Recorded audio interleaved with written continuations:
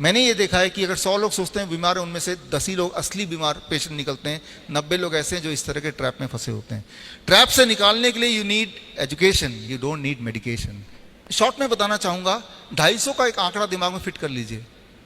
अगर आपका सिस्टोलिक और डायस्टोलिक ब्लड प्रेशर दोनों को जोड़ लीजिए ऊपर नीचे, अगर 250 से नीचे नीचे है तो नॉर्मल रेंज में ही है। फॉर एग्जाम्पल 160/90 टोटल कितना हो गया? 250। जो अगर डायबिटीज़ में खाना खाने के 2 घंटे बाद 250 mg/dL से नीचे अगर ब्लड शुगर है तो नॉर्मल है। अच्छा, ये मेरे आंकड़े नहीं है, मेरे आंकड़े नहीं है, ये ACP गाइडलाइन 2018, जिसमें सारे रिपोर्ट इकट्ठे करके दुनिया भर के तब वो आंकड़े आए। हालांकि वो आंकड़े आप तक नहीं पहुंचे, वो अलग बात है। अगर वो गाइडलाइन आपको चाहिए तो ई बुक पढ़ सकते हैं।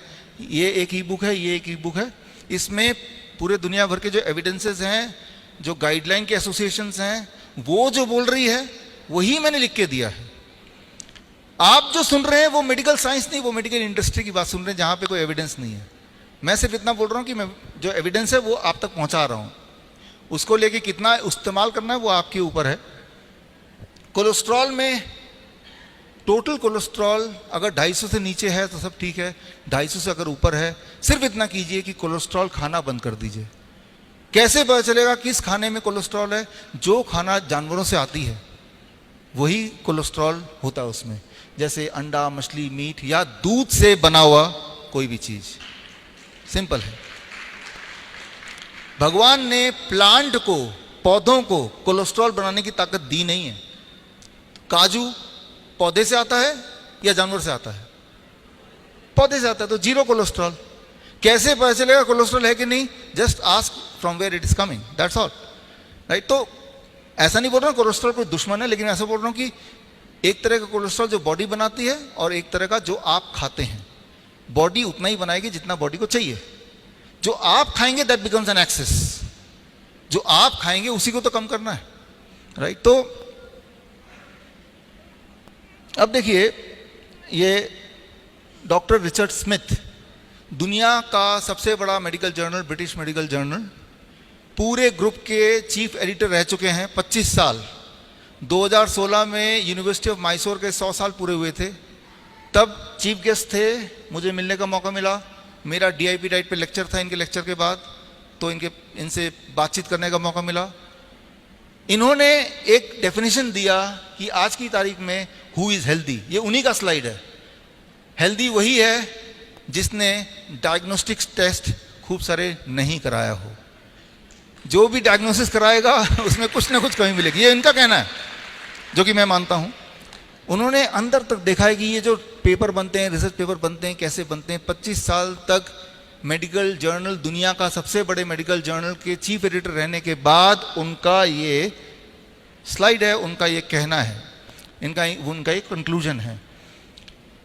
तो कंक्लूजन ये है, ये आखिरी स्लाइड है, ये रूल नंबर 1 का, कि दुनिया भर में ये देखा गया है कि जनरल चेकअप, एनुअल चेकअप, कई सारे लोग जो कॉर्पोरेट में काम करते हैं साल में एक बार एनुअल चेकअप फ्री होता है उनको। फ्री है, करा लिया। फ्री वाली चीज सबसे खतरनाक होती है, आपने सुना ही है। तो दुनिया में 17 इसमें क्लिनिकल ट्रायल रिसर्च पेपर बने हैं कि जो लोग एनुअल चेकअप कराते हैं इन कंपैरिजन टू जो लोग नहीं कराते हैं, क्या जो लोग कराते हैं उनको इसका लाभ मिलता है, वो ज़्यादा लंबा जीते हैं, उनकी क्वालिटी ऑफ लाइफ ज़्यादा अच्छी होती है।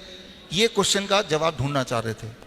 17 के 17 clinical trials and observation studies को इकट्ठा करके एक मेटा एनालिसिस निकाला, और वो मेटा एनालिसिस आपके आंखों के सामने है। कॉकरेन डेटाबेस सिस्टमेटिक रिव्यू 2019 में छपा, और ये रिव्यू ये कहता है जिन लोगों ने जनरल चेकअप कराए उनकी मौतें जल्दी होती हैं और उनकी क्वालिटी ऑफ लाइफ कम होती है इन कंपैरिजन टू जिन्होंने कोई चेकअप कभी नहीं कराया।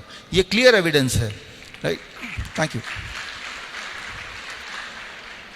तो एविडेंस इतने सारे मैं इसलिए देने पड़ रहे हैं क्योंकि दिमाग में बहुत गहराई तक घुस गया है कि रोज रोज डायग्नोस्टिक कराओ। खास तौर पे मेरे जैसे इंसान, हमारा पाला रोज ही पेशेंट से पड़ता है, लेकिन रोज ही मेरा पाला 90% नकली पेशेंट से पड़ता है और 10% ही असली पेशेंट से पड़ता है। तो हो सकता है कि मेरा समय बच जाए कि नकली वाले पेशेंट समझ जाएं कि वो नकली पेशेंट एक्चुअली वो पेशेंट है नहीं, उनके दिमाग में घुसा दिया गया कि वो पेशेंट है।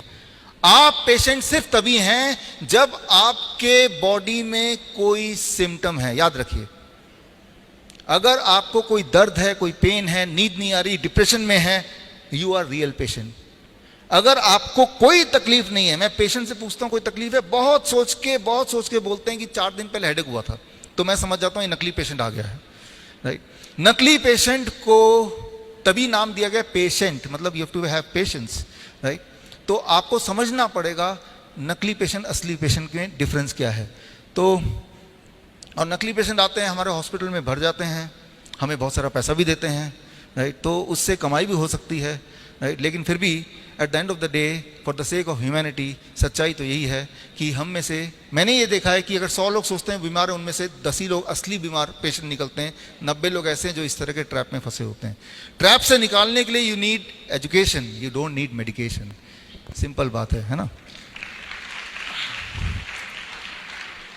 अब बढ़ते हैं ठीक कैसे होना। जो 10% असली पेशेंट हैं, जिनको चेस्ट पेन है मान लो, वो तो असली है ना, कि जब भी सीढ़ी चढ़ेंगे चेस्ट में पेन होगा, they are the true patients. जिनके पैरों में सूजन होती है, they are the true patient. जिनके कोई ट्यूमर है, उनके ब्लीडिंग हो रही है, वो असली पेशेंट हैं। उन्हें क्या करना है, अब उस पर आ रहे हैं।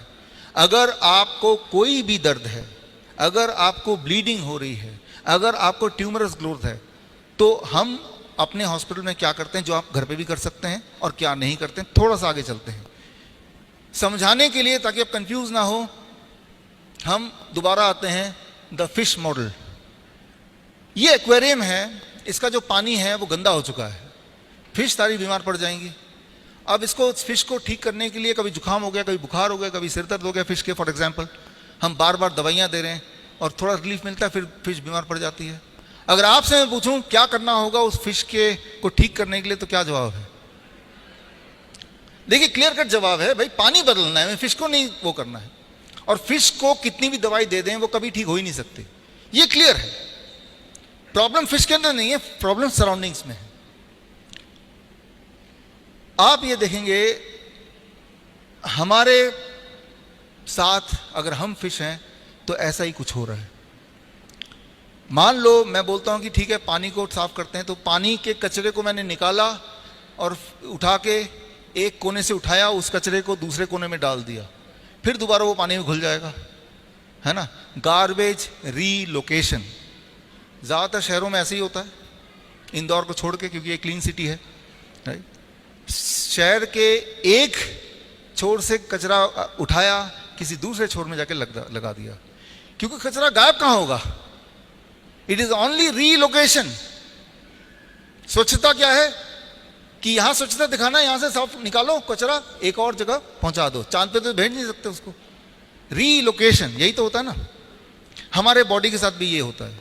एक उदाहरण ले रहा हूं, आपका ब्लड शुगर ज्यादा आता है, मान लो आप ट्रू पेशेंट हैं, ट्रू सच्ची में 300 400, जिससे आपको बहुत तकलीफ होती है, सिम्टम आते हैं, आप पेशाब करते हैं तो वहाँ चींटियाँ इकट्ठे हो जाती हैं, ठीक है ना, कमज़ोरी है आपको, तो आप ट्रू पेशेंट हैं। लेकिन जैसे ही आपने दवाई ली तो ब्लड शुगर चेक किया, ब्लड शुगर भी कम, सिम्टम भी चले गए। तो कभी आपने सोचा वो जो दवाई अपने ब्लड शुगर की ली, उसने ब्लड के शुगर को उठा के मैजिकली कहाँ गायब कर दिया? ब्लड का शुगर तो कम हो रहा है, ब्लड में शुगर कम है, तो वो शुगर गया कहाँ?